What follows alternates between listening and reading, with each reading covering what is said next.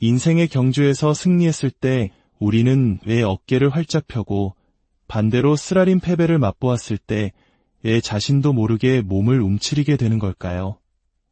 우리의 기쁨과 좌절, 자신감과 우울함의 뿌리는 과연 어디에 있을까요? 오늘 우리는 그 해답의 실마리를 아주 의외의 존재, 바로 바닷가재에게서 찾아보려 합니다. 오늘의 이야기가 여러분의 마음에 작은 울림을 준다면 잠시 시간을 내어 좋아요와 구독으로 저희의 여정에 동행해 주십시오. 여러분의 소중한 참여는 더 깊고 넓은 지혜를 함께 나누는 선한 발걸음이 될 것입니다. 바닷가재들은 끊임없이 서로의 힘을 겨루며 서열을 정합니다. 이들의 세계에서는 공감이나 사회적 관계보다는 오직 가장 강한 자가 모든 것을 차지하는 원초적인 지배구조가 작동합니다. 그런데 여기서 아주 흥미로운 현상이 발견됩니다. 싸움에서 이긴 바닷가재는 승리의 순간 몸을 쭉 펴며 자세를 과시합니다. 마치 내가 바로 승리자다 라고 온몸으로 외치는 것처럼 말이죠. 패배한 바닷가재는 반대로 몸을 잔뜩 웅크리고 숨어버립니다. 과학자들은 승리한 바닷가재의 뇌에서 어떤 변화가 일어나는지 연구했습니다. 그리고 놀라운 사실을 발견했습니다. 승리한 바닷가재의 뇌에서는 세로토닌이라는 신경 전달 물질이 폭발적으로 분비되었습니다. 이 세로토닌이 바닷가재를 더 당당하고 더 자신감 넘치게 만드는 것입니다. 이것이 대체 우리 인간과 무슨 상관이냐고요? 바로 이 세로토닌이 우리 인간이 우울증을 겪을 때 처방받는 항우울제가 조절하는 바로 그 물질이라는 점입니다. 다시 말해, 당신이 인생에서 패배감을 느끼고 깊은 우울에 빠졌을 때 당신의 뇌 상태는 방금 싸움에서 진 바닷가재와 놀랍도록 유사하다는 뜻입니다. 패배한 바닷가재는 이렇게 말하는 듯합니다. 나는 작고 약해. 세상은 위험으로 가득 차 있어. 나는 더 이상 싸우고 싶지 않아. 이것은 우울증을 겪는 사람들의 내면의 목소리와 다르지 않습니다. 그런데 이런 사람에게 세로토닌 수치를 높여주는 항우울제를 투여하면 마치 움츠렸던 바닷가재가 다시 몸을 펴듯 사람들은 다시 세상을 향해 나아갈 용기를 얻게 됩니다. 실제로 싸움에서 진 바닷가재에게 세로토닌을 주입하면 그 바닷가재는 움츠렸던 몸을 펴고 다시 싸움에 나섭니다. 더욱 놀라운 것은 우리 인류가 진화의 계보에서 바닷가재와 같은 갑각류로부터 갈라져 나온 시점이 무려 3억 5천만 년에서 6억만 년 전이라는 사실입니다. 지구에 나무 한 그루 제대로 서 있지 않았던 아득한 옛날부터 이 승리와 패배를 관장하는 신경화학 시스템은 우리 존재의 가장 깊은 곳에 각인되어 있었던 것입니다. 다윈의 관점에서 실제하는 것이란 가장 오랜 시간 동안 존재하며 선택압을 가해온 것입니다. 우리가 나무 위에서 살았던 유인원의 역사가 약 6천만 년 전인데 이 서열 구조의 역사는 그보다 무려 10배나 더 깁니다. 사회적 서열, 즉 계층 구조가 인간의 진화에 지대한 영향을 미쳤다는 사실은 논쟁의 여지가 없는 우리 존재의 근본적인 현실인 셈입니다. 바닷가재의 이야기는 여기서 끝나지 않습니다. 오랫동안 무리의 우두머리로 군림하던 늙은 바닷가재가 젊고 힘센 도전자에게 처참하게 패배했다고 상상해봅시다. 그는 이제 깊은 절망에 빠졌습니다. 그의 뇌는 지배자의 뇌였지만 이제 그 지위는 사라졌습니다. 바닷가재는 어떻게 할까요? 놀랍게도 그의 뇌는 말 그대로 녹아내리기 시작합니다. 그리고 그 자리에는 패배자의 현실에 적응하기 위한 새로운 복종자의 뇌가 자라납니다. 이것은 단순한 생물학적 사실을 넘어 우리 삶에 대한 깊은 은유를 담고 있습니다. 인생에서 모든 것을 잃는 듯한 심각한 패배를 경험해본 분이라면 이것이 무엇을 의미하는지 아실 겁니다. 그것은 하나의 죽음이자 깊은 나락으로의 추락이며 존재의 해체입니다. 그리고 만약 운이 좋다면 그 폐허 위에서 이전과는 완전히 다른 새로운 존재로 다시 태어나는 재성장의 과정이기도 합니다. 이러한 현상은 외상 후 스트레스 장애, 즉 PTSD를 겪는 사람들의 뇌에서 실제로 일어납니다. 끔찍한 충격을 겪은 사람들의 뇌는 영구적인 신경학적 변화를 겪습니다. 기억과 감정 조절을 담당하는 해마는 위축되고 공포와 불안을 관장하는 편도체는 커집니다. 마치 감정의 브레이크는 약해지고 공포의 엑셀러레이터는 한없이 민감해지는 것과 같습니다. 항우울제 등의 치료를 통해 해마는 다시 자라날 수 있지만 한번 커진 편도체는 다시는 줄어들지 않는다고 합니다.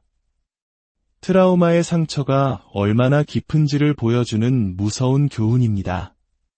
그렇다면 이처럼 깊고 본능적인 생물학적 현실 속에서 우리는 어떻게 삶의 의미를 찾고 존재에 대한 믿음을 지켜나갈 수 있을까요?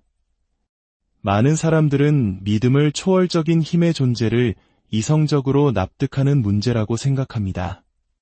마치 과학적 사실을 받아들이듯이 말이죠. 하지만 저는 그것이 나약한 접근법이라고 생각합니다. 믿음은 머리로 동의하는 신념의 문제가 아니라 행동 속에 구현되어야 하는 문제입니다.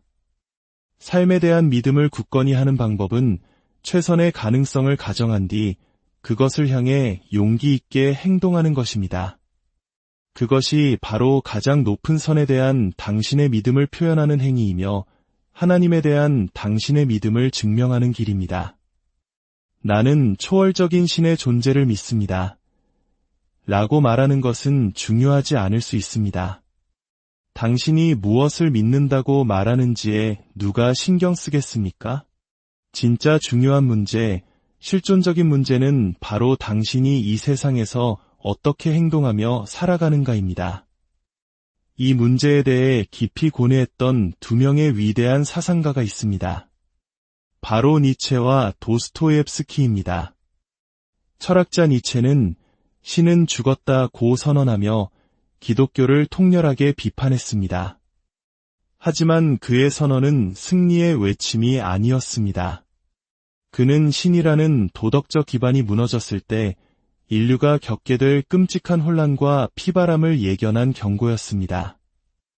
니체는 신이 사라진 세상에서 인간이 스스로 자신의 가치를 창조해야 한다고 믿었습니다. 하지만 여기에는 문제가 있습니다. 심리학자 칼 융이 깊이 탐구했듯이 인간은 스스로를 원하는 대로 빚어낼 수 있는 존재가 아닙니다. 우리에게는 거스를 수 없는 본성이 있기 때문입니다. 따라서 가치를 창조하는 것이 아니라 우리 안에 이미 내재된 가치를 재발견하는 것이 올바른 길일지 모릅니다.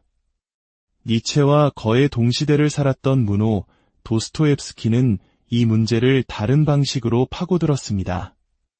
그의 위대한 소설 카라마조프가의 형제들에는 이 질문에 대한 그의 답이 담겨 있습니다. 소설의 주인공은 수도사인 알료샤입니다. 그는 지성인은 아니지만 선한 성품을 지닌 인물입니다.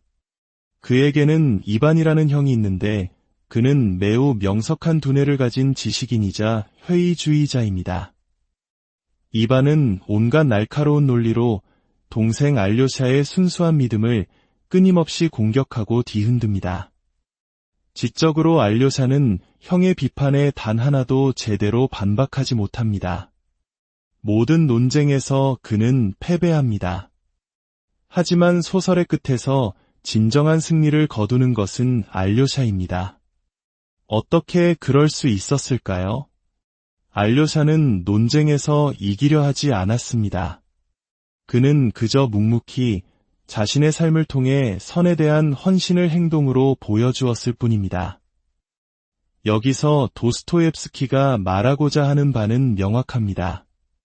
인생의 궁극적인 질문에 대한 답은 지적인 논쟁에 있는 것이 아니라 어떻게 살아가느냐 하는 실천에 있다는 것입니다.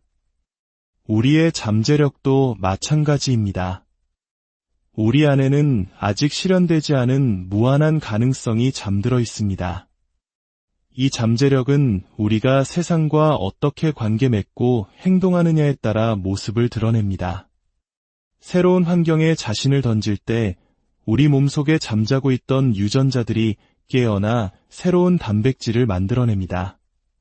즉, 우리는 단순히 외부 정보를 받아들이는 것을 넘어 도전을 통해 우리 존재 자체를 생물학적 수준에서부터 새롭게 구성해 나가는 것입니다. 많은 문화권에서 순례라는 개념이 존재하는 이유가 바로 이것입니다.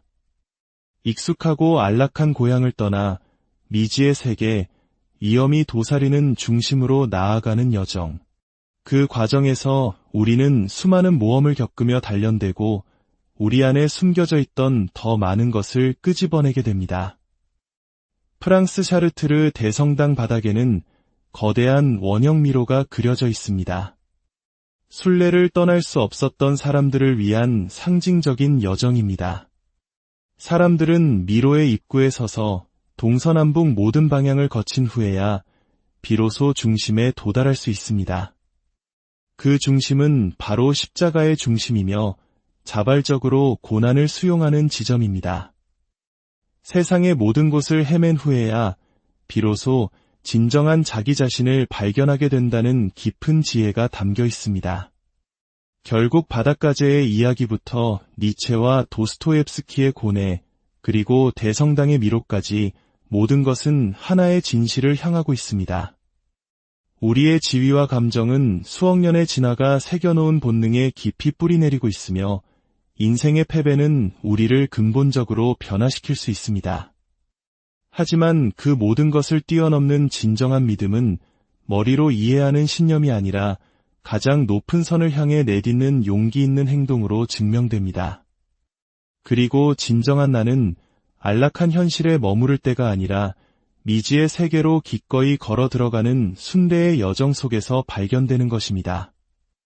여러분의 삶이라는 위대한 순례길 위에서 부디 두려움을 넘어 가장 높은 선을 향한 용기 있는 발걸음을 내디드시길 바랍니다.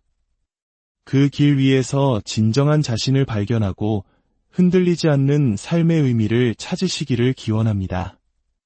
오늘 이야기가 여러분의 삶의 작은 등불이 되었기를 바랍니다. 여러분의 삶에 하나님의 은총과 평화가 늘 함께하기를